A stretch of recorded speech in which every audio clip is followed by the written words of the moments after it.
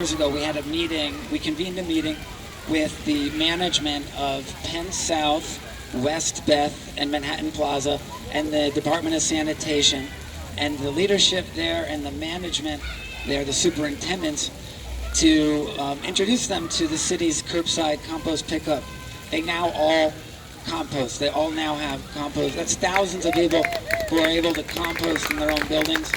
We expanded composting on Hudson River Park. We purchased, with council discretionary funds, a shredder. They needed a $100,000 shredder to be able to expand their composting.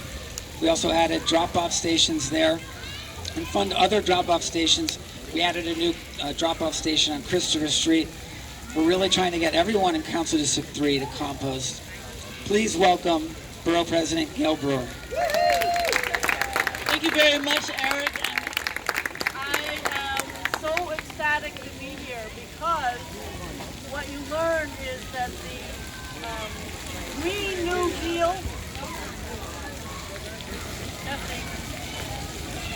I can shout. Turn on off switch on the mic. I'll shout to start with. So the issue is when you talk about the Green New Deal. When you talk about the Green New Deal, I appreciate the fact that it is a buzzword, but I'd love to know what we're doing locally. And that's what's so exciting about today. Reduce, reuse, repair, recycle, thanks to the speaker and the amazing elected officials who are here today, and also to the city, to Greenpeace, to Sunrise Movement, to the Block Associations, and to my very favorite, the best solid waste advisory board in the whole city. And thank you, Manhattan, for being so active. So I think that we definitely have a climate emergency. That's the same issue of what does that exactly mean. But we all know from Hurricane Sandy what that means. We know that Congress allocated $50 billion. The MTA has spent another $5 billion in trying to repair the damage. And as somebody who represents the borough, we're dealing with the parks on the lower Manhattan, talking about $1.4 billion in order to deal with resiliency in just one portion, and another $1 billion for the lower part of Manhattan, with a B. And when that's not even discussing some of the more aspects of the subway.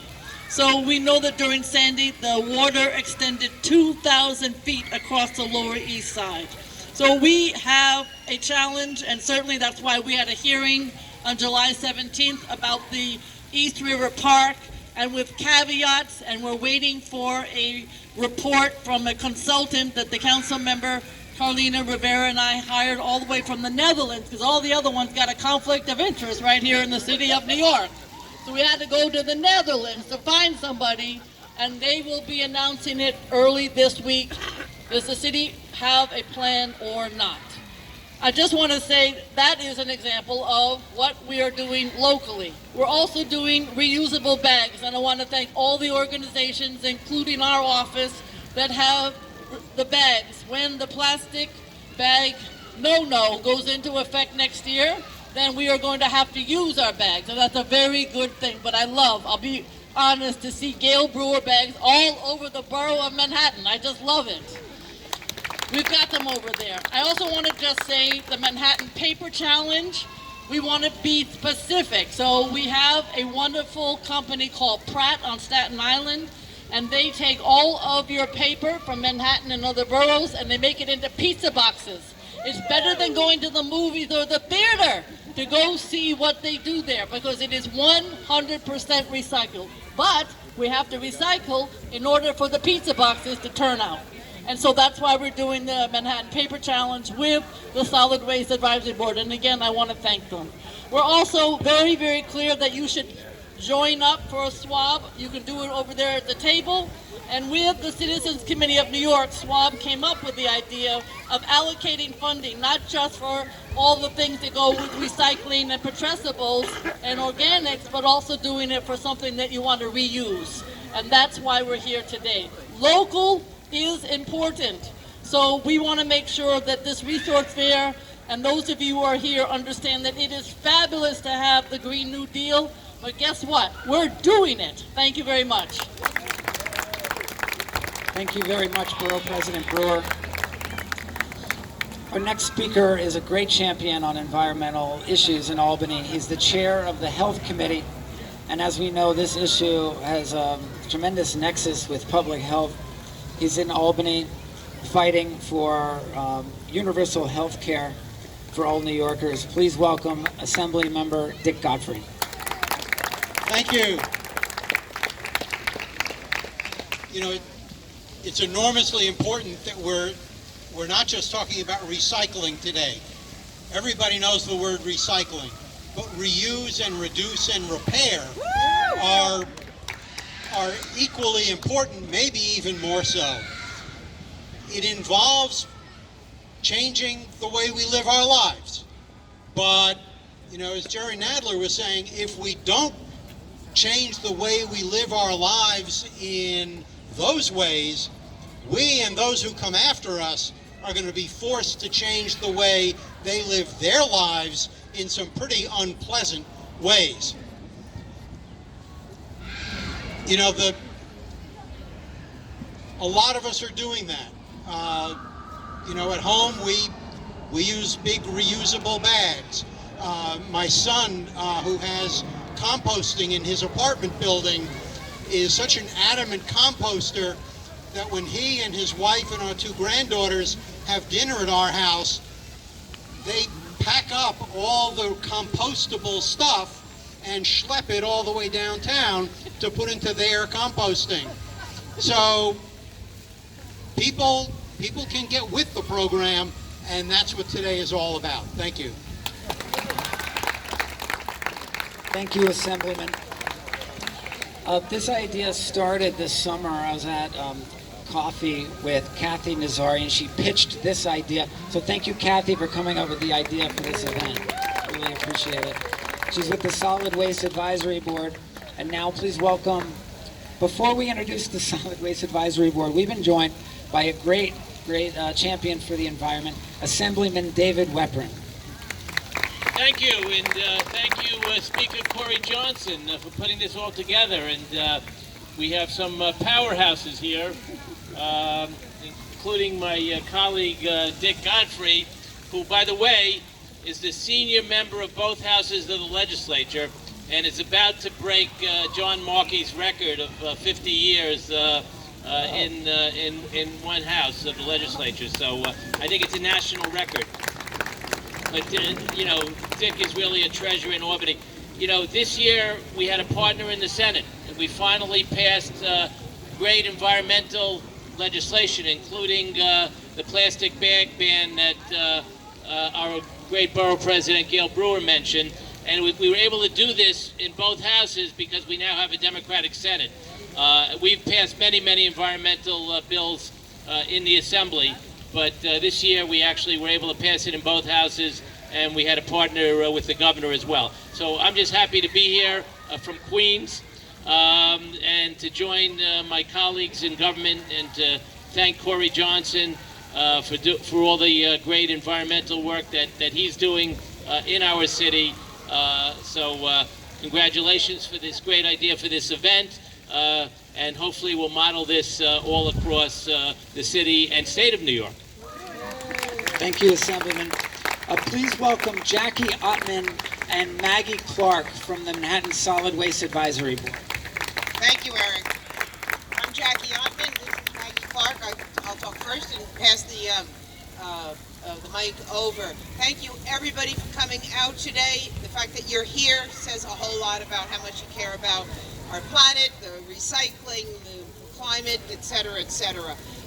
So how many people have heard of the Manhattan Solid Waste Advisory Board? Yay! Okay, so for those of you who haven't, we're a citizens advisory board. We were created by the same local law that made recycling mandatory back in 1989. We are all appointed by the Borough President's office, who gives us all kinds of additional wonderful support as well. And we are we have monthly meetings. They are all free and open to the public, and I want to underscore the fact that we are a citizens advisory board. So you are all welcome to come to our meetings. You are all welcome to get involved in our committees. What do we do on the advisory board? We do all kinds of things to help represent you. So we testify before City Council on various new laws and policies that are under consideration. We run 2 grant programs in conjunction with our partner, the Citizens Committee of New York. Since 2011, we have given away a combination of over $200,000 to community gardens and to reuse and repair and waste reduction programs here in the city. So that's all what we'll call local capacity building for zero waste. And we do outreach and education. So we do events like this one that Kathy and Katie Hanner and others of the outreach committee have organized, but we also have a residential recycling committee. And what we have done in the residential recycling committee is we have created 2 guides, one on building a culture of recycling in your multifamily building, and one about engaging residents. So how many people are recycling in their buildings here? How many people wish that more people could be recycling in their buildings, but you don't know how to get them to do it?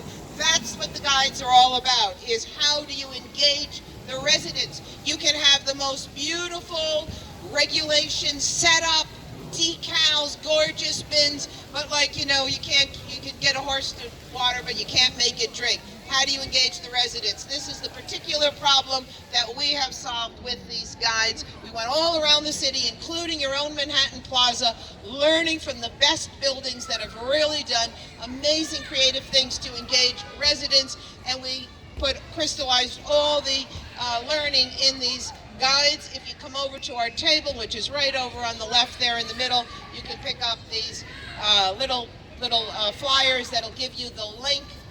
They're all free, downloadable at our website. If you come over to the table, you'll get more tips on how to reduce waste and just talk to some really committed people and get on our mailing list. So thank you again for coming out today and trying to learn more about the SWAB and all the great activities that are here. I want to thank our elected officials for supporting this effort. And now I'm going to turn the mic over to Maggie Clark, one of the longest standing members of the SWAB, who has a very important message for you. Maggie. Thank you, Jackie.